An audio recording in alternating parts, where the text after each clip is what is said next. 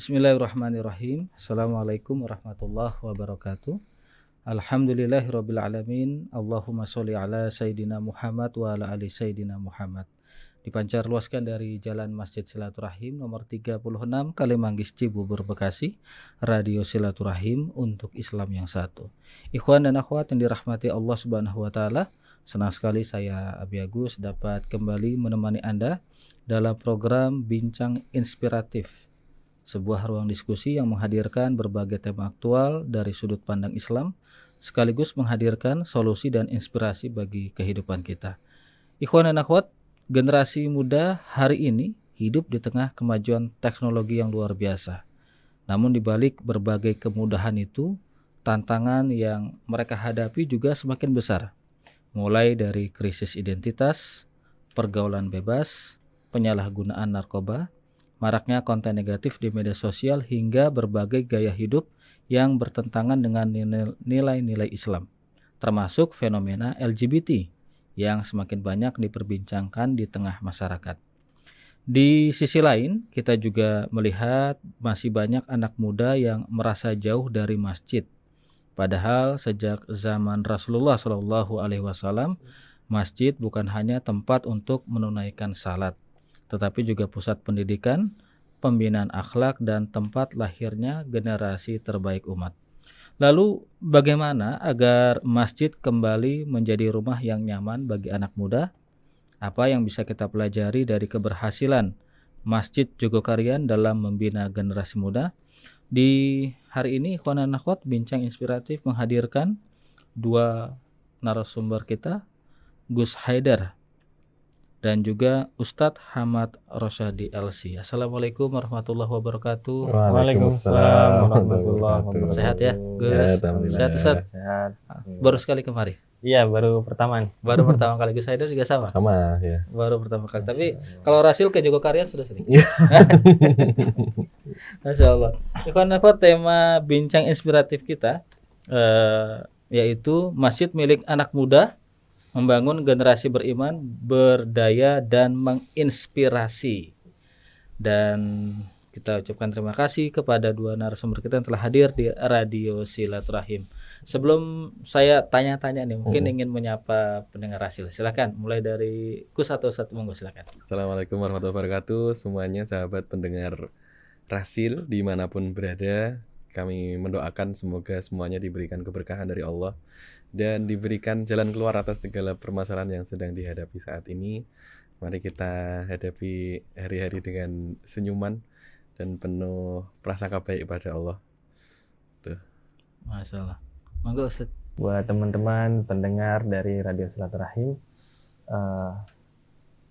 salam kenal. Saya Hamad Rosyadi, dan insya Allah kita semoga akan banyak berjumpa di momen-momen yang baik ke depannya, dan semoga kita juga nanti akan berjumpa di akhirat bersama Nabi SAW yang kita cintai. Amin ya rabbal Amin ya rabbal alamin. Oh ya, ikhwan dan akhwat, Gus Haidar ini adalah putra dari Ustadz Muhammad Jazir HSP, yang mana kita tahu Ustadz Jazir juga pernah beberapa kali ke Radio Silaturahim, dan beliau adalah salah satu tokoh dakwah Indonesia yang dikenal luas sebagai penggerak kemakmuran masjid melalui Masjid Jogokarian. Tapi mungkin banyak kaum muslimin yang bertanya, ASP-nya itu apa sih, Gus? Ya, kalau di KTP itu nggak ada ASP-nya sebenarnya. Oh gitu ya. Dan juga bukan gelar juga. Jadi beliau memang kreatif ya orangnya, jadi sering bikin-bikin sendiri gitu. Nanti singkatannya itu bisa sesuai kondisi. Oh gitu. Ya, misalnya lagi pengajian, berarti ASP-nya ahli soal pengajian. Oh gitu. Kalau lagi ngomongin Pancasila, ahli soal Pancasila. Oh. Misalnya gitu. Baik, dan beliau dimakamkan di kompleks pemakaman dekat Ahmad Dahlan ya? Ya, satu kompleks Karangkajen. Karangkajen namanya. Karangkajen. Baik. Nah, Ustadz atau Gus, kalau kita melihat kondisi hari ini, anak muda hidup di zaman yang dikatakan serba mudah. Informasi begitu cepat, hiburan tersedia tanpa batas. kita juga melihat media sosial menjadi bagian dari kehidupan sehari-hari. Namun di sisi lain justru semakin banyak anak muda yang mengalami krisis identitas, kecemasan, kemudian kehilangan arah hidup, bahkan merasa hidupnya kosong. Menurut Ustadz, apa yang sebenarnya sedang terjadi dengan generasi muda kita saat ini? Ya, jadi kondisi kita, terutama anak-anak muda zaman sekarang kan didominasi sama Gen Z sama Gen Alpha ya. Gen Z dan Gen Alpha, orang-orang yang lahir tahun 98 ke atas, itu adalah anak-anak yang tumbuh dan akrab dari kecilnya dengan yang namanya gadget. Saya ingat kalau saya pribadi, nggak tahu kalau Mas Haidar ya, saya pribadi tuh usia 5 atau 6 tahun tuh udah mainan komputer. Udah belajar ngetik di Word gitu ya. Dan kemudian seiring berjalannya waktu ya akhirnya kita juga tumbuh dan sangat dekat dengan gadget. Kan dan di masa-masa ini tuh perkembangan teknologinya cepat banget. Kalau kita dulu mungkin masih cuman TV gitu ya. Internet belum banyak, tetapi kemudian beralih ketika ramai warnet gitu misalnya. Lalu dulu kita masih kecil wartel dulu ya. Wartel, terus wartel mati, warnet di pikiran sebagian orang mungkin adalah salah satu bisnis yang juga sustain, ternyata nggak selama itu ya. Cepat mati juga karena sekarang game-game udah di tangan, di genggaman, orang nggak harus keluar. Jadi kita tumbuh jadi orang atau banyak bersosial itu bukan hanya di dunia nyata tetapi juga banyak di dunia maya. Di satu sisi memang positif, yaitu cepat informasi, edukasi itu banyak banget. Seperti kalau dibandingkan zaman dulu, mungkin kalau para sahabat atau tabi'in mereka dapatin satu hadis, perjalanannya hari-hari atau berbulan-bulan. Kita sekarang tinggal tanya sama ChatGPT gitu kan, atau Claude, apa hadis tentang ini langsung muncul. Langsung ada riwayat-riwayatnya, apakah ini sahih, apa doif, macam-macam. Kemudian terasa banget akses informasi yang mudah ini ketika anak-anak muda tuh wawasannya luas banget dan aware terhadap kayak masalah mental health. Mental health itu pasti udah dialami juga sama orang tua kita, cuman nggak tahu ini namanya apa. Oh ternyata di zaman sekarang ada yang namanya orang NPD, yang dia ini misalnya narsis, ada yang manipulatif, kemudian ada masalah kesehatan mental dan sebagainya, jadi lebih aware. Itu ada sisi positifnya. Cuman tadi ketika ditanya kok tapi anak-anak muda tuh banyak yang hampa ya, atau bahkan ngerasa perjalanan hidupnya tuh kayak nggak seberapa.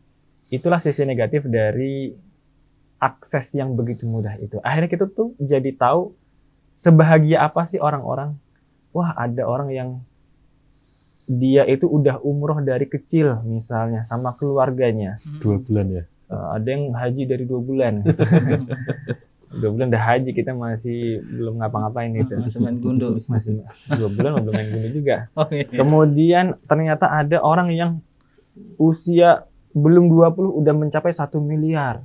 Itu kan akhirnya kayak kita sebenarnya tumbuh, sebelum kita tahu itu, kita tumbuh dengan bahagia, dengan perjalanan yang teman-temanku sama juga lagi mungkin sekolah, kemudian kuliah, pokoknya happy-happy aja. Tetapi setelah tahu, ada yang sukses banget nih. Lah ternyata gue gak berharga ya. Wah ini ada yang udah bahagia ketemu jodohnya yang masih belum menikah. Aku belum. Ada yang bahagia punya anak. Akhirnya ketika dia belum Allah karuniakan anak, sedih. Jadi akses informasi yang begitu deras dan begitu mudahnya di satu sisi memang memberikan dampak positif. Tapi di sisi lain itu juga kalau kita nggak kuat dalam punya kacamata dan filter yang bagus, akhirnya kita membuat perjalanan kita seolah-olah nggak berhasil, atau seolah-olah diri kita tuh nggak berharga dan diri kita belum pantas untuk diapresiasi. Mungkin itu salah satu yang membuat banyak di antara kita ngerasa hampa itu. Apalagi kan tadi ketika kita di media sosial, interaksinya jarang ketemu, jarang ngumpul, atau malu kalau cerita-cerita masalah. Akhirnya kita merasa, aduh yang kayak gini cuman aku doang. Jadi bahasanya anak-anak muda tuh, di Instagram tuh kayaknya semua orang bahagia dan berhasil kecuali aku. Karena yang satu lagi makan enak di posting, yang satu lagi jalan-jalan di posting, yang satu habis ngerayain ulang tahun di posting. Sedangkan kita misalnya ketika nonton, aduh habis gagal atau lagi sedih, akhirnya kan semakin terpuruk gitu kondisinya. Jadi mungkin salah satu dampak media sosial yang negatif ke sana sih kalau yang saya pahami. Padahal ketika lagi posting foto jalan-jalan dia nggak tahu kalau itu pas lagi lancar sebelah sananya udah macet lagi gitu kan. Iya. Itu juga kadang-kadang late post itu kalau kata anak zaman sekarang. Ini sebenarnya postingan berapa bulan yang lalu. Tapi gara-gara daripada kosong, posting deh. Jujur saya kadang kayak begitu. Jadi aduh status lagi kosong nih, scroll sampai tahun-tahun berapa posting. Tapi kenapa kalau anak-anak terutama yang generasi 90 80 itu nggak tertarik dengan itu ya? Iya, itu Karena tadi memang mungkin beda masa. pertumbuhannya. Ibaratnya kalau saya sering membandingkan tuh anak usia 5 tahun yang lahir tahun 90-an dengan anak 5 tahun yang lahir tahun 2000-an, pasti yang dia lihat, yang dia pegang, yang dia dengar itu beda. Iya. Bisa jadi yang 2000-an ya udah lihat HP gitu ya, entah yang apakah smartphone atau yang masih ketik-ketik, cuman kan HP. Kemudian ya yang dia dengar juga berbeda. Jadi kayak itu ngaruh sih kalau yang saya pahami seperti itu. Iya. Jadi saya melihat bahwa anak muda sekarang ini tantangan lebih kompleks dari generasi sebelumnya. Ada tekanan ekonomi, kemudian sulitnya mendapatkan pekerjaan, bahkan meningkatnya PHK, pengaruh media sosial, budaya instan, pergaulan bebas, penyalahgunaan narkoba, hingga berbagai penyimpangan perilaku yang perlahan dianggap sebagai sesuatu yang biasa. Nah, dari berbagai tantangan ini Ustadz, mana yang menurut Ustadz paling mengkhawatirkan?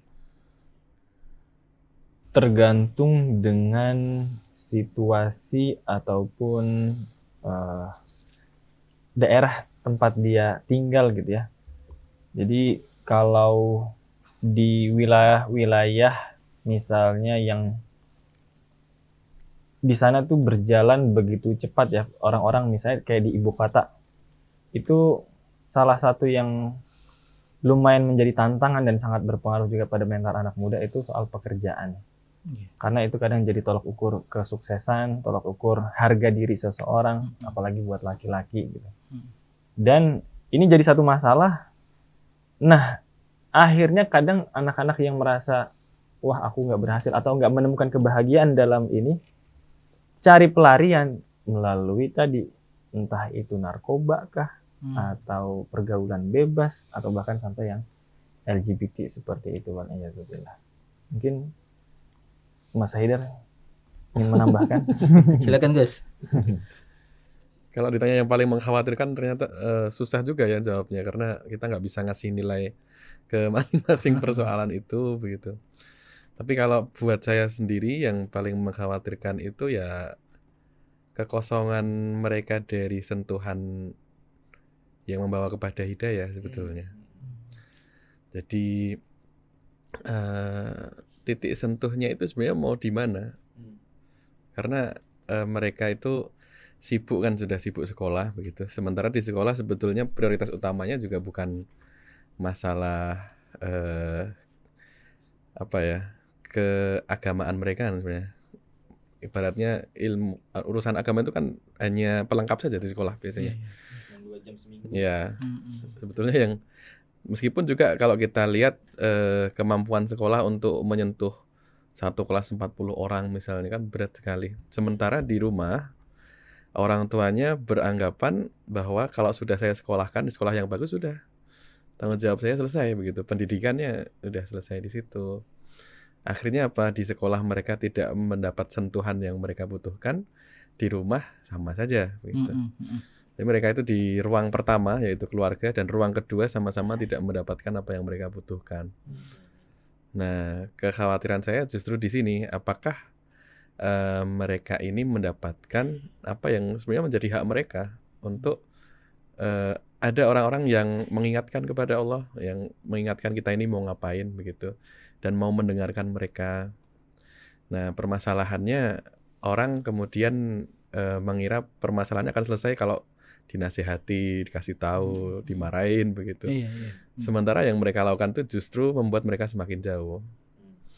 Dan kenyamanan itu mereka dapatkan di tempat yang lain. Ya, di game tadi misalnya dan sebagainya, tongkrongan. Orang-orang yang akhirnya malah mengapresiasi, menerima tadi, mengisi kekosongan itu malah orang-orang yang menyeret dia jauh dari hidayah. Itu yang mungkin salah satu hal mendasar itu ya tadi. Kalau di Masjid Jogokarian sendiri kan sering dijadikan contoh, Gus, sebagai masjid yang hidup dan berhasil menarik banyak anak muda untuk aktif berkegiatan. Kita tahu bagaimana kegiatan di Jogokarian itu selalu penuh sama anak muda. Beberapa kali saya ke sana itu terutama pas di bulan puasa ya. Itu lagi pas buka puasa. Masya Allah itu. Alhamdulillah. Apa namanya menunya Masya Allah. Nah, menurut Gus Haidar sendiri filosofi utama yang kemudian membuat Masjid Jogokarian mampu menjadi ramah dan menjadi rumah bagi semua kalangan, terutama generasi muda. Kalau bahasanya bapak saya dulu tuh, ini bahasa simple ya, simplifikasi aja. Apa Gus? Cah enom kuwi doyan segoro doyan swara. Apa kue? Bahasa Indonesianya anak muda itu doyan nasi nggak doyan suara. Suka Oh, makan. suka makan. Ya, suka makan tapi nggak suka diceramahin gitu. Sebetulnya kalau kita telan mentah-mentah mungkin ya nggak serta-merta terus kalau kasih makan berarti kita berhasil bisa gitu. Nggak sesederhana itu juga. Tapi poinnya di situ adalah kita itu memikirkan kebutuhan mereka sebetulnya. Memikirkan dari sudut pandang mereka. Karena nggak semua orang itu sudah merasa butuh terhadap ilmu. Ada sesuatu hal lain yang mengancam survival mereka sebetulnya bagi mereka ya. Mungkin buat kita mungkin itu nggak penting, tapi buat seorang anak muda diterima sama teman-temannya penting sekali. Maka kalau dia nggak punya iPhone misalnya itu bisa jadi masalah besar buat dia dalam persepsi dia ya. Iya. Misalnya ya, atau masalah yang lain, pergaulan dan sebagainya. Kemudian tadi masalah karir yang mereka itu berada dalam kondisi yang kemana-mana itu yang didapatkan perbandingan kan tadi. Perbandingan yang nggak adil sebetulnya. Sehingga muncul kecemasan yang besar tadi. Nah, kecemasan ini sebetulnya kan positif ketika dia kemudian menjadi kesadaran untuk bertindak yang sesuai dengan yang dia butuhkan. Misalnya, saya cemas nih nggak punya uang, nggak punya pekerjaan, maka dia bertindak cari pekerjaan, dia usaha atau apa, itu bagus begitu. Tapi kecemasan tuh kalau tidak di-manage dengan baik, dia akan mengarahkan kepada cara mencari pelarian yang nggak positif gitu. Cara dia mengatasi kecemasan itu dengan dilupakan.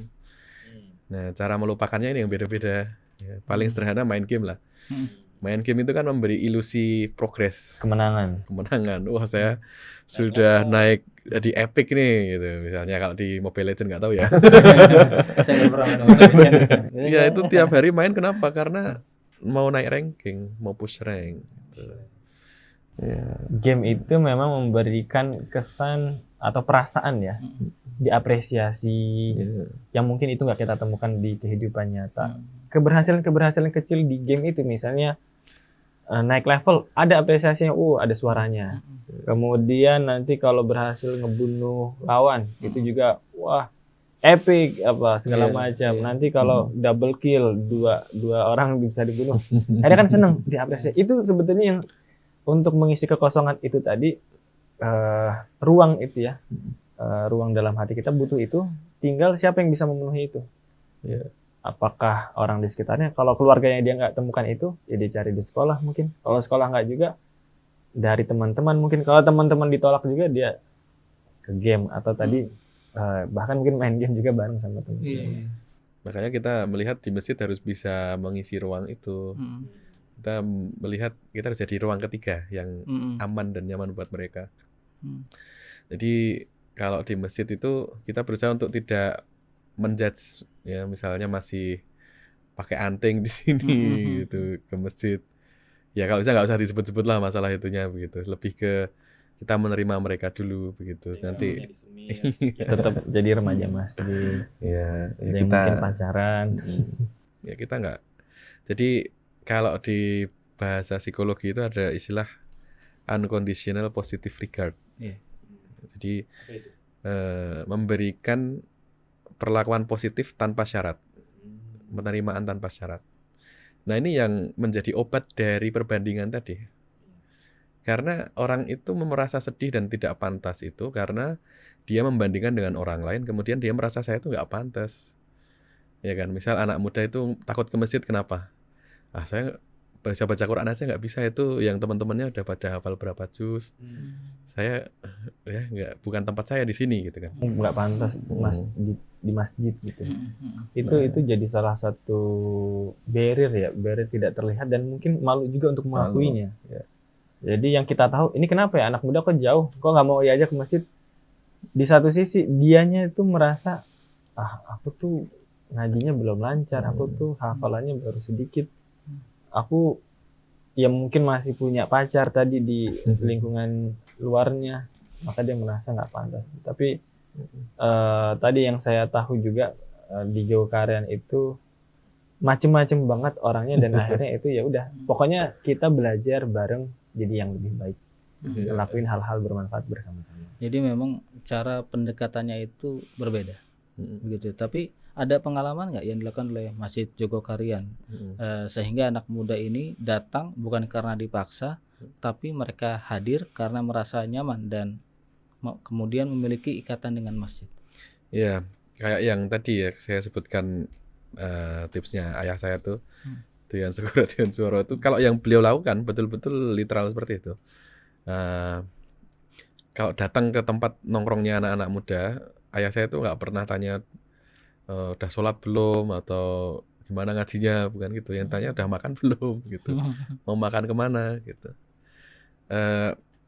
Hal sederhana yang saya ambil di situ adalah kita itu sebagai orang yang mau berdakwah ya, atau mengajak kepada kebaikan, itu seringkali loncat. Jadi kita pengennya itu dengan menyampaikan sesuatu orang langsung jadi soleh gitu. Yeah. Itu kan nggak seperti itu. Dan saya tuh merenungkan atau senang sekali ketika memahami arti kata nasih. Nasih itu kan orang yang memberi nasihat. Tapi kita kan menganggap nasihat tuh ya omongan gitu, kata-kata. Sementara kata nasih sendiri sebenarnya menyimpan makna itu orang yang menginginkan kebaikan untuk orang itu.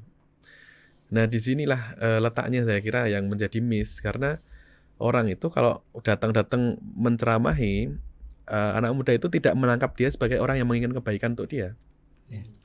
Orang, kamu tuh kenal saya aja enggak gitu, tahu saya seperti apa, perjuangan saya seperti apa, masalah saya seperti apa aja enggak, kok tiba-tiba ngasih nasihat begitu.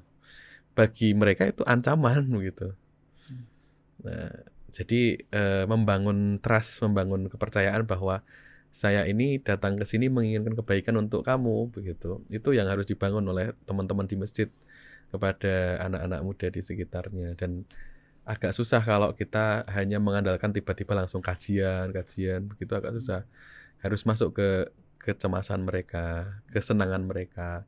Jadi kita bukan orang asing di situ. Berarti kalau misalnya kita masuk ke perkumpulan mereka, udah sholat belum? Itu salah ya? Bukan salah juga, tetapi tidak pas. Kita melihat ini sebagai proses yang panjang.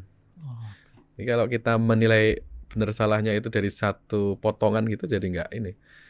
Kalau kita misalnya tadi konteksnya bagaimana supaya mereka nyaman dengan kita, mungkin pertanyaan udah sholat belum itu bukan bagian yang membuat seseorang nyaman. Walaupun nanti mungkin setelah nyaman baru kita ngobrol-ngobrol. Gimana tadi udah zuhur belum, ini udah mau asar? Biar sholat dulu. Misalnya. Tapi ini kan juga dialami oleh orang tua ya, ketika ingin menasihati atau ingin masuk ke dalam cara berpikir anak-anak. Nah, ada tips gak, atau mungkin sebagai Ustadz atau Gus Haidar sendiri bisa kemudian, karena banyak orang tua itu sendiri yang akhirnya tidak bisa merangkul anaknya sendiri begitu, Gus. Itu yang terjadi karena di rumah mereka ke kamarnya masing-masing, main HP sendiri-sendiri, termasuk orang tuanya juga YouTubean sendiri. Kalau nonton Netflix gitu ya. Nah, sekarang yang hilang itu percakapan sebenarnya, percakapan yang bermakna, atau bahasanya itu meaningful conversation. Dan percakapan yang bermakna itu hanya bisa terjadi ketika dua-duanya saling mau mendengarkan. Nah, orang itu sering meremehkan mendengarkan gitu. Mendengarkan tuh ya sudah tinggal dengerin aja. Enggak, mendengarkan tuh butuh skill. Ya, mendengarkan tuh sesuatu yang kita pelajari, kan kita serius begitu. Makanya bahasa Arab ada sami'a, ada istama'a ya, ya. Kalau kita mendengarkan dengan sungguh-sungguh itu pakai usaha, itu active listening begitu, bukan hanya hearing saja kan. Iya. Nah, di antara skill untuk mendengarkan itu ya berusaha untuk betul-betul peduli dengan yang diomongkan. Makanya kemudian bertanya pertanyaan-pertanyaan yang tepat sesuai dengan yang mereka butuhkan untuk ditanya, memberi respon yang sesuai dengan yang mereka butuhkan. Kalau kita udah, jadi kalau pertanyaannya gimana cara mendekatinya, sebenarnya lebih banyak mendengarkannya sebenarnya. Orang tua atau anak? Ya, dua-duanya. Ya, Dua-duanya. kalau kita sebagai orang tua ya dengerinnya. Dengerin anak gitu. Ya. Kalau di Jogokarian itu kami udah mungkin 2 bulanan terakhir. Itu ada program namanya Lelaki Bercerita. Jadi ini khusus anak-anak muda terutama. Kan karena ada stigma lelaki tidak bercerita kan. Oh, iya. Ini kita pengen lelaki bercerita. Nah, Karena laki-laki banyak kan diam ya. jangan diam, memendam ada masalah perasaan ya. diam, tiba-tiba pinggir jembatan aja. Lompat gitu. Lompat. Jadi di forum itu kalau yang kami jalankan justru nanyain hal-hal sederhana kayak apa yang bikin kamu bahagia nih kira-kira akhir pekan ini. Ini forumnya nggak banyak ya, cuma Nggak banyak, Iya. nggak Nggak banyak. banyak, ya. Emang anak-anak muda. ya sekitar 5-10 orang begitu lah. Iya, ini emang internal gitu. Iya. Tadi salah satunya untuk ngikat juga supaya semakin nyambung ya secara emosional. Apa yang bikin kamu senang di pekan ini? Ada hal apa yang membuat kamu bisa sejenak melupakan masalah gitu? Akhirnya teman-teman ada yang cerita. Ada yang suka motoran keliling kota. Ya udah nggak jelas kemana, pokoknya keliling aja. Iya. Ada juga yang membuat bahagia kemarin pas cerita itu. Sekarang aku lagi ini nih kerja, dapat kerjaan di satu tempat. Tadinya tuh dia adalah orang, waktu awal-awalnya pas masa kenalan tuh dia insecure karena dia gap year, dia nggak keterima kuliah gitu kan. Akhirnya teman-temannya pada kuliah di kampus-kampus yang mereka inginkan, yang satu ini belum sempat gitu. Kemudian kita ngobrol-ngobrol bahwa gap year itu nggak apa-apa, mungkin itu jadi momen kita untuk belajar segala macam. Saya cerita bahwa saya juga gap year, bahkan mungkin kalau di total 3 tahun saya gap year-nya. Akhirnya di situ timbul kepercayaan diri lagi, kemudian jadi 2 minggu sekali biar ada update gitu kan, live update. Kalau seminggu sekali mungkin terlalu dekat nih jangkanya, 2 minggu sekali. Kemarin di pertemuan yang terakhir ini kerja, dia semangat, seneng di ngawasin karyawan, jadi supervisor di salah satu usaha kakaknya. Jadi yang kayak gitu-gitu akhirnya membuat mungkin tadi memberikan ruang aman, kemudian dan itu dilakukan di lingkungan yang anak-anak remaja masjid, bahkan kami pengen dan mulai pertemuan yang lalu itu di kantor remaja masjid. Jadi ya udah ngumpul di situ supaya ruh kemasjidannya itu juga tetap. Tapi kan laki-laki bercerita itu tidak hanya anak-anak muda aja, Ustaz. Iya benar. Bapak-bapak juga harus banyak bercerita kan. Sebenarnya gitu. Bebannya itu lebih berat. Berat banget. Ada sesi itu juga buat bapak-bapak Bapak-bapak bercerita. belum sih ya, soalnya masih anak-anak mudanya yang. Bapak kita ada kajian yang lingkup lebih kecil juga ada. Lebih ke kajiannya. Cara temanya sabar menghadapi hidup begitu. Jadi kita itu kadang lupa bahwa ibaratnya laki-laki juga butuh pelukan yang memeluk secara emosional. Kan biasanya kita yang diminta untuk memberikan rasa aman kepada keluarga, kepada istri, kepada anak-anak kan. Padahal sebenarnya kita juga butuh gitu, laki-laki itu. Dan itu dari sejak muda sampai ya dewasa bahkan. Artinya saling berangkulan. Maka salah satu sunnah itu kan ketika bersalaman misalnya cipika-cipiki kemudian merangkul seperti itu. Itu memberikan rasa bukan yang bukan yang aneh-aneh, tapi itu memberikan rasa emosional gitu bahwa ya ada yang peduli dan seterusnya. Saya ingat ada cerita dari salah satu ustadz itu. Jadi di forum pasca pengajian di Bandung itu ada bapak-bapak, ada sesi para bapak-bapak jamaah itu berpelukan aja, saling mendoakan. Semoga kalau ada masalah Allah mudahkan. Dikasih gitu tuh nangis, banyak bapak-bapak yang menangis. Soalnya mungkin Selama pernah ini bebannya di- dipendam gitu ya. dipendam sendiri. Ada yang nanggung orang tua yang lagi sakit, ada yang lagi masih terlilit hutang, ada yang nggak tahu nanti anak-anak gimana bayar sekolahnya. Akhirnya ketika dengan pelukan lalu disambil saling mendoakan, Iya. itu memberikan kekuatan juga di hati. Ya. Kalau Ustadz Hamad dan Gus Haidar sekarang masih anak muda kan ya? Posisinya masih anak muda. Kalau saya sudah jadi bapak-bapak nih. Saya anak Juga muda bapak dan juga. beranak 2. Oh, beranak dong, Masya Allah. Tapi nggak kelihatan sudah nikah Ustadz. Kalau Gus Haidar? Saya belum. Oh, masih muda. Masih muda. Masih muda. Muda dan belum bapak-bapak. Belum apa-apa.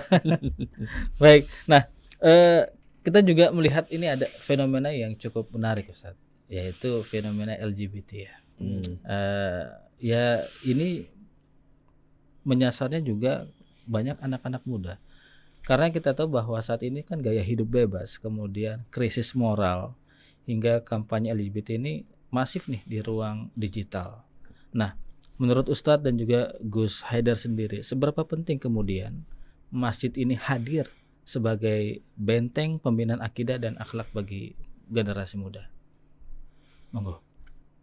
Ya, kalau di atau upaya 18 yang kita jadikan rujukan itu kan memang kita ngambilnya masjid itu perannya di situ. Jadi di situ kan innama ya'muru masajidallahi man amana billahi wal yaumil akhir wa aqama shalah wa ataz zakah wa lam yakhsha illallah fa asa ulaika ayakunu minal muhtadin.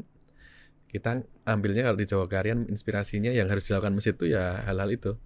Yang pertama harus menanamkan iman, yang kemudian ngajak sholat, kemudian memastikan masyarakatnya bisa sejahtera dengan wa ataz zakah tadi, kemudian menghasilkan pemimpin-pemimpin yang hanya takut kepada Allah walam yakhsha illallah.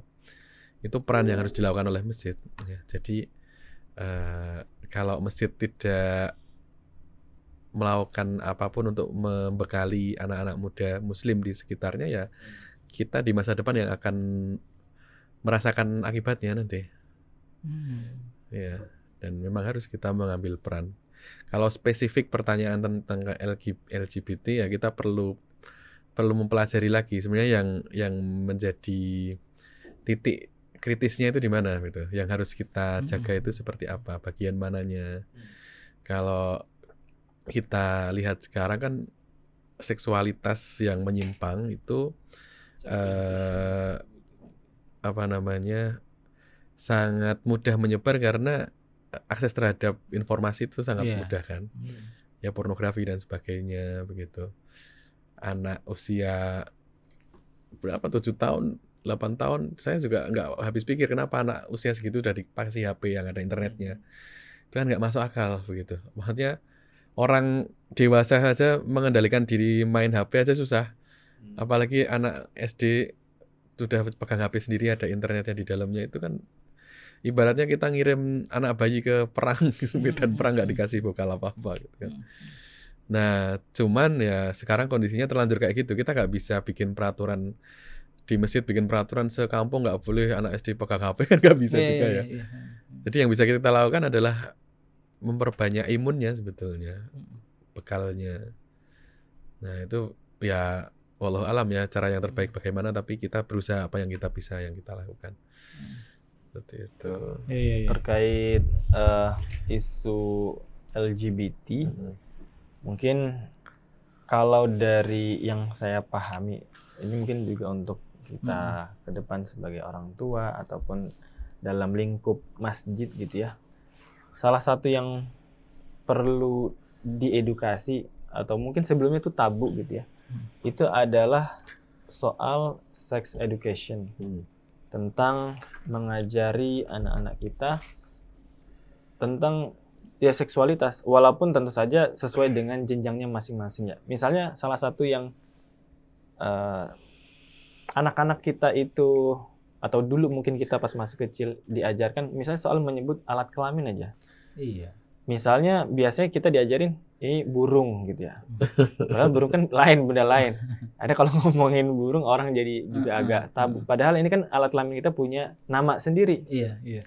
Bukan sesuatu yang jorok, tetapi sesuatu yang misalnya istilah ilmiah, Istilah gitu. medis. Istilah medis dan sebagainya itu perlu diajarkan. Karena ketika nggak hadir orang tua kita, atau kita sebagai orang tua ngajarin yang seperti itu kepada anak-anak, dia akan belajar dari teman-temannya. Istilah-istilahnya, kemudian menggunakan istilah itu untuk apa, akhirnya kan jadi buat memaki orang lah segala macam. Sesuatu yang tabu. Bahkan saya pernah ada satu teman yang dia itu kalau ngomong selalu ada imbuhan kata-kata jorok gitu. Saya bilang, ngapain sih pakai kayak ginian? Ya kalau nggak kayak gini tuh nggak akrab, kayak gini tuh akrab. Akhirnya kan dia belajar bahwa kalau ngomong yang jorok itu adalah tanda keakraban. Karena dulu mungkin ya wallahu alam bagaimana orang tuanya ketika memberikan pesan segala macam, mungkin tidak sampai ke sana. Jadi sex education menurut saya itu juga salah satu hal yang perlu untuk ditambahkan ya dalam kurikulum rumah tangga. Dimulai dari rumah tangga pastinya, mungkin kalau masih dibikin program-program di TPA-TPA-nya dikenalkan, termasuk salah satu yang dijelaskan juga adalah misalnya penyimpangan itu juga mesti dikasih tahu kisah Nabi Lut dan sebagainya. Saya ingat saya itu dulu pertama kali suka perempuan waktu masih TK. Suka, ada ini kayaknya menarik gitu. Dan alhamdulillah sampai sekarang sukanya perempuan. Akhirnya ketika saya punya anak, saya itu juga pengen memastikan dia senang perempuan. Saya tanya, di TK kamu ada yang cantik nggak? Gitu, teman. Dia bilang ada. Alhamdulillah, bagus berarti. Saya pengen mengajarkan kepada dia bahwa rasa tertarik dengan wanita itu tidak salah. Itu fitrah ya? Itu fitrah. Iya, bukan berarti kita nyuruh dia pacaran, tapi suka itu fitrah. Nggak apa-apa kamu suka sama perempuan, atau misalnya yang perempuan suka sama laki-laki, itu nggak apa-apa, dan itu justru dijaga. Cuman jangan melewati batas-batas interaksi yang diatur oleh syariat. Ini juga menurut saya adalah bagian dari sex education juga, bahwa laki-laki ya senang sama perempuan, dan itu wajar. Papa sayang sama mama, mama sayang sama papa, dan seterusnya. Manggilnya papa mama. Papa mama. Masya Allah.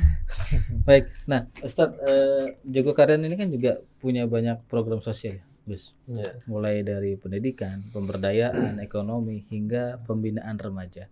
Dari program-program tersebut, mana yang menurut Gus Haidar sendiri paling efektif, yang bisa menjadi pintu masuk bagi anak muda agar mereka ini lebih dekat dengan Islam dan kemudian memiliki lingkungan pergaulan yang baik? Karena kalau tadi masalah kalau ngomong jorok kemudian menjadi akrab, ini mungkin lebih kepada pergaulan, Ustaz, ya. Jadi pergaulan yang membentuk karakter anak muda itu gitu. Nah, menurut Gus Haidar sendiri gimana, Gus? Ya, memang remaja itu kan masa dimana ketika referensi sosialnya seorang remaja itu pindah ya, yang dari tadi dulu waktu kecil dia referensinya ke orang tua, sekarang referensinya ke teman sebaya gitu. Maka peran teman sebaya, apalagi teman sebaya yang agak lebih tua, jadi more knowledgeable, yang lebih tahu tentang beberapa hal, itu sangat berpengaruh ke mereka. Tapi yang agak susah itu bagaimana kita merekayasa supaya terjadi interaksi yang positif di situ kan sebenarnya. Kalau dibiarin mungkin nongkrongnya tempat yang bukan belajar yang baik-baik, tapi belajar yang nggak bagus gitu. Nah, maka kita perlu menyediakan ruang di situ juga. Kalau secara strategis, saya melihatnya di masjid itu kita harus mikir jangka panjang. Karena bukan urusan setahun 2 tahun kan sebetulnya. Maka yang harus dikerjakan itu banyak, dan di banyak sisi, dari banyak sudut.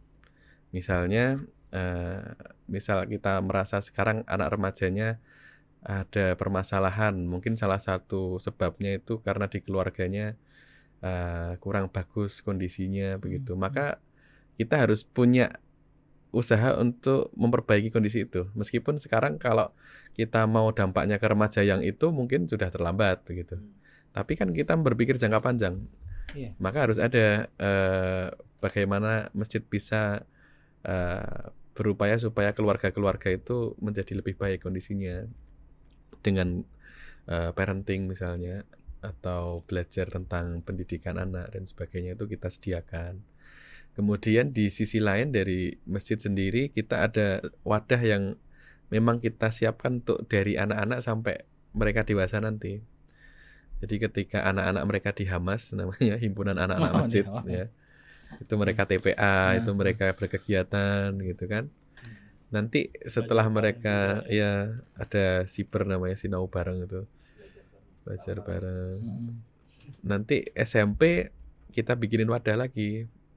Jadi di mana mereka bisa tetap ke masjid dan dapat sesuatu yang menyesuaikan ke usia mereka. Kalau tadinya masih ikro gitu, sekarang SMP ya, sekarang mulai ada diskusinya, mulai apa namanya kajian, mulai kita kasih amanah gitu. Jadi kita di masjid itu mikirnya jangka panjang. Dan menurut saya yang paling penting memang di kaderisasi. Kaderisasi itu tetap paling penting gitu ya. Dengan berbagai level dan berbagai jenjang yang sedang kita hadapi ya.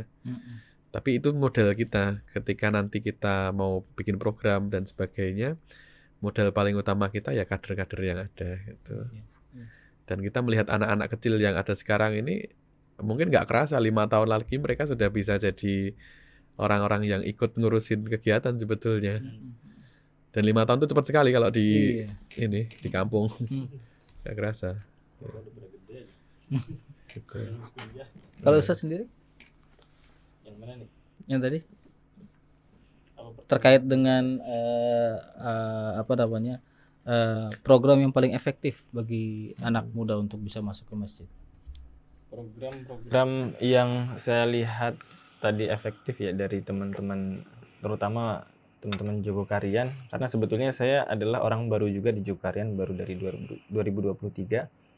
Cuman bersama dan melihat ya bagaimana ya betul yang disampaikan Mas Haidar dari kecil sebetulnya. Jadi nggak tiba-tiba anak-anak muda kampung Jogokarian tuh diajak, tetapi rata-rata anak-anak remaja masjid itu adalah anak yang lulus dari Hamas itu tadi, yang apa namanya sebelumnya udah diberikan sesuatu oleh masjid berupa tadi akses untuk belajar bersama-sama. Itu menurut saya penting banget karena boleh jadi ada anak-anak yang tumbuh di keluarga yang orang tuanya itu kerjanya malam hari, sehingga nggak bisa tuh nemenin ngerjain PR dan sebagainya. Di situ masjid hadir untuk ayo bareng aja belajar di masjid sama kakak-kakak, dan mereka punya teman-teman. Akhirnya itu kan tumbuh rasa aku tuh bagian dari masjid nih. Dari kecil udah tersibgoh gitu ya istilahnya, atau tercelup bahwa terwarnai ada identitas bahwa aku adalah bagian dari Masjid Jogokarian. Sehingga ketika nanti tumbuh dia jadi remaja ya dia tetap gabung. Walaupun dengan berbagai macam passionnya, tadi ada yang dia mungkin punya teman lalu dia nyoba-nyoba nyemir, atau yang tindik segala macam, tetapi identitas bahwa dia adalah anak Jogokarian itu tetap ada, dan dia alhamdulillah tetap hadir gitu, nggak merasa minder, nggak merasa sebagai orang lain di antara mereka. Jadi salah satu program yang paling efektif mungkin kalau kita berharap langsung dari remaja itu challenging ya, menantang, walaupun bukan mustahil juga. Tetapi kalau pengen kita bicara efektif jangka panjang, justru dari kecil-kecil ini, dari anak-anak SD itu kita bikinkan program bareng-bareng di masjid.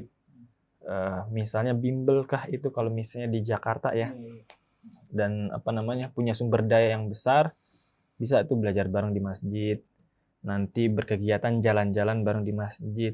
Tetapi ya dikasih identitas bahwa aku tuh himpunan atau kumpulan anak-anak masjid gitu. Jadi ketika dia proses tadi menjadi remaja, menemukan berbagai hal di dunianya yang baru, dia tetap punya identitas bahwa dia adalah remaja masjid juga. Kalau untuk Masjid Jogokarian sendiri ada berapa banyak anak muda yang tergabung menjadi bagian dari DKM? Ya, kalau jadi Masjid Jogokarian itu kan sesuai namanya ya, kita itu sasaran dakwah utamanya warga kampung Jogokarian. Jogokarian itu nama kampung ya. Jadi yang jadi sasaran atau tanggung jawab dakwah kita ya anak-anak di kampung. Kalau pas keluar semua ya ratusan sih, seratusan lebih ya. Tapi ya sama seperti di tempat-tempat lain, pasti ada yang aktifnya sampai pada titik mana begitu. Ada yang rutin sampai di tadi kegiatan yang lebih intim lagi seperti yang lelaki bercerita. Tapi ada juga yang ikutnya cuman ketika ada takbir keliling misalnya. Itu ya, ya memang itu kondisinya seperti itu. Dan tadi mungkin melengkapi yang tadi ya. Iya. Yang sering ini kita itu memandang mereka itu sebagai orang manusia yang punya permasalahan ya, karena setiap orang punya permasalahan tapi juga punya potensi. Jadi dua hal ini yang perlu kita coba cari sebetulnya. Permasalahan utama mereka itu apa sih dan kita bisa bantu apa mereka di situ. Yang pertama, yang kedua mereka punya potensi apa dan mereka bisa dikembangkan seperti apa. Nah, karena potensi ini yang menjadi modal mereka untuk menyelesaikan permasalahan mereka sendiri sebetulnya. Dan di sini yang kadang-kadang masjid-masjid belum mengambil di situ karena anak muda hanya dianggap sebagai subjek, sebagai objek saja. Ya, dia diundang datang kajian begitu. Sementara dia itu punya kebutuhan yang lain, kebutuhan untuk mengembangkan dirinya, kebutuhan untuk diakui bahwa dia itu ada kontribusinya, ada maknanya dia hadir di dalam dunia ini gitu loh. Yang itu kadang-kadang pengurus masjid atau yang senior tidak kurang peka terhadap hal itu. Jadi nggak mau dikasih amanah. Kalau kita berusaha bikin hal-hal sederhana di mana mereka bisa belajar beramanah tadi, belajar bertanggung jawab, belajar berorganisasi. Misalnya kemarin anak-anak yang agak nakal-nakal itu, kemarin kita kasih project bikin turnamen e-sports misalnya, main Mobile Legends sama apa kemarin Free Fire itu, ya jadi pengalaman mereka begitu, dan senang begitu ketika diberi amanah. Karena kita tidak menafikan ya bahwa banyak masjid sekarang itu yang akhirnya jadi tempat orang tua ya satu. Iya. Pengajian ibu-ibu orang tua, pengajian bapak-bapak orang tua, sedangkan anak mudanya nggak ada gitu. Anak mudanya itu hadir sholat, tapi habis itu udah nggak pengen terlibat dalam sebagai keremajaan atau terlibat dalam kepanitiaan karena ya itu tadi mungkin ada perasaan aku belum pantas. Aku masih nakal, aku masih suka ini, suka itu. Nah ini mungkin salah satu yang perlu kita bereskan bersama-sama, membersihkan stigma tentang remaja masjid. Tadi saya diceritakan oleh Mas Haidar tentang bagaimana pemuda-pemuda masjid Indonesia dulu yang tergabung dalam BKPMI ya. Itu bahkan misalnya yang perempuan-perempuan tuh nggak berjilbab gitu, belum berjilbab karena memang ada 80-an. Ada aturan yang melarang ya saat itu. Tapi artinya bisa loh sebetulnya kalau kita bikin remaja masjid itu terasa lebih inklusif buat siapa aja, bukan buat orang yang udah bener aja, tetapi yang masih mau berproses pun juga diterima, dirangkul dan dihargai. Baik. Nah, seandainya ini banyak seringkali pengurus masjid Mas Haidar, Ustadz, yang mengeluhkan sulitnya mengajak anak muda untuk aktif. Padahal kalau lihat kita potensi masjid itu untuk kemudian bisa memperdayakan anak muda dan anak muda bisa berdaya di masjid itu kan sangat besar. Tapi banyak dari DKM sendiri yang bilang sulit nih ngajak anak muda gitu kan. Kalaupun ada ya tidak signifikan, tidak begitu banyak. Seandainya ada pengurus masjid di berbagai daerah yang mungkin mendengarkan radio silaturahim pada hari ini, langkah sederhana apa yang bisa langsung dilakukan agar kemudian masjid menjadi tempat yang ramah, hangat dan menarik bagi generasi muda? Gus Haidar. Langkah yang paling praktis ya, tentukan minimal satu orang yang akan jadi penanggung jawab untuk mikirin dakwah buat anak muda ini. Karena saya merasa sebenarnya banyak masjid yang nggak ada itu. Nggak ada divisi anak mudanya begitu? Divisinya mungkin ada, tapi secara personal itu rasa tanggung jawab itu belum terinternalisasi bahwa saya tuh mau ini loh ke anak-anak muda. Jadi kita kan berpikir dakwah itu nggak sesederhana mikir organisasi sebetulnya. Kadang-kadang dakwahnya itu bukan di program.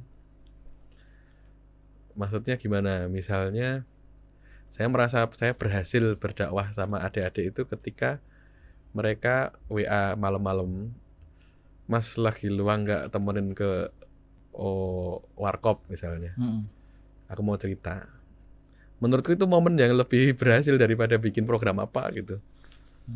Ya, cuman orang yang mau meluangkan waktu dan tenaganya untuk dengerin anak-anak ini ada belum di masjid jenengan, di masjid Anda itu sudah ada belum? Nah, itu perlu dicari. Ketika sudah ada, ya kemudian ya diskusi aja, dan kemudian kalau bisa mendengarkan anak muda yang sudah ada, sudah dekat, sudah bisa diakses begitu dari mereka itu sebenarnya minatnya ke arah mana gitu. Nah, itu coba difasilitasi. Nah, cuman apa ya? Bukan terus ngikutin mereka terus, tapi sambil proses itu sambil memahami mereka itu sebenarnya kebutuhannya apa. Karena kadang-kadang mereka sendiri juga nggak sadar kan dengan kebutuhan mereka sendiri. Nah, di situ sih menurut saya langkah paling praktisnya di situ, daripada bikin program sekarang tentukan dulu siapa yang mau melakukan itu sebetulnya. Ya. Dan jangan terpaku bikin program, bikin apa, bukan di situ, tapi lebih ke interaksi antar manusianya itu terjadi dulu. Dan kadang-kadang kita harus ngalah, kita yang ngajakin kemana. Kalau mereka yang ayo kumpul di masjid, kadang-kadang belum bisa juga kan. Ya. Baik, apalagi kita akan menghadapi bonus demografi, kemudian Indonesia Emas 2045. Jika ini tidak diantisipasi sedini mungkin kita akan kehilangan momen ini. Iya, betul. Dan tantangan anak muda pun bukan cuma hanya soal masalah pekerjaan, tapi masalah degradasi moral ini juga menjadi tantangan tersendiri. Dan masjid itu memiliki peran bagaimana kemudian masjid punya tanggung jawab agar generasi muda ke depan, terutama Indonesia ini, dia bisa lebih tidak hanya soal pengetahuan saja yang oke, tapi juga masalah iman dan takwa juga paling tidak harus benar-benar bisa membentuk generasi muda itu gitu ya. Nah, terakhir Ustadz, saya ingin ke Ustadz, untuk anak-anak muda yang saat ini jauh dari masjid dan belum memiliki komunikasi yang baik atau sedang mencari makna hidup, apa pesan dari Ustadz Hamad yang ingin Ustadz sampaikan kepada anak muda agar mereka berani kembali mendekat kepada Allah dan menjadikan masjid sebagai tempat bertumbuh? Oke. Sebelum masuk ke pesan terakhir tadi, saya pengen menambahkan sedikit soal program ya. Kalau dari saya ada 3 program. Ini udah kayak calon kepala daerah ya. Tapi saya melihat dari beberapa pengalaman ya. Ada 3 nih yang menurut saya bisa menarik anak-anak muda itu untuk ke masjid. Yang pertama, kalau kita pengen dapat yang laki-laki, artinya peserta laki-laki atau anak-anak muda khususnya laki-laki, itu dibuatkan wadah untuk mereka diajarkan atau dibimbing secara karir, bimbingan karir. Jadi tempo hari saya diminta oleh salah satu mahasiswa pasca sarjana UIN Sunan Kalijaga untuk jadi apa istilahnya itu Mas? Fasilitator terhadap penelitian dia. Dia bikin kurikulum modul bimbingan karir berbasis masjid, dibuka pendaftaran di Masjid Jogokarian. Pesertanya dibatasi kalau nggak salah 20 gitu ya. 20 laki-laki, 20 perempuan. Itu yang laki-laki full, yang perempuan cuma 3 atau 4 itu. 4. Jadi kalau ngomongin soal pekerjaan, soal finansial, soal yang berbau terhadap tugas laki-laki sebagai provider, itu laki-laki datang, anak muda itu datang. Dibimbing karir. Ini bisa jadi salah satu daya tarik program yang menarik laki-laki. Kalau perempuan apa? Perempuan itu pranikah. Program pranikah di mana-mana, program apapun pasti program pranikah, persiapan pranikah, edukasi itu yang perempuan penuh, yang laki-laki dikit, sebaliknya. Jadi 2 ini. Kemudian yang ketiga adalah ta'aruf deh. Yang ikut program bimbingan karir itu sama pranikah. Wah, menurut saya itu salah satu atau 3 program yang menurut saya, kalau ada nggak sih yang bisa narik anak muda, itu insya Allah saya percaya banget laki-laki itu Jangankan yang gratis ya, yang berbayar aja mereka bakal keluar tuh, merasa itu ada investasi buat penghasilan dan sebagainya. Diulang lagi Ustaz, programnya apa aja Ustaz? Yang pertama program bimbingan karir berbasis masjid, lalu bimbingan pranikah yang buat yang cewek gitu ya. Yang cowok tuh bimbingan karir. Kalau diajak pranikah nggak datang dia. Mereka mikir persiapan nikah itu ya duit. Ya udah kita sediakan bimbingan karir. Yang sudah bekerja gimana supaya karirnya meningkat, yang belum kerja gimana biar dapat pekerjaan gitu kan. Membantu juga nih pekerjaan dari wakil presiden kita yang menjanjikan 19 juta lapangan pekerjaan. Lalu yang ketiga adalah ta'aruf, itu tadi. Mungkin wadah ketika orang pengen nyari jodoh yang baik, seperti itu.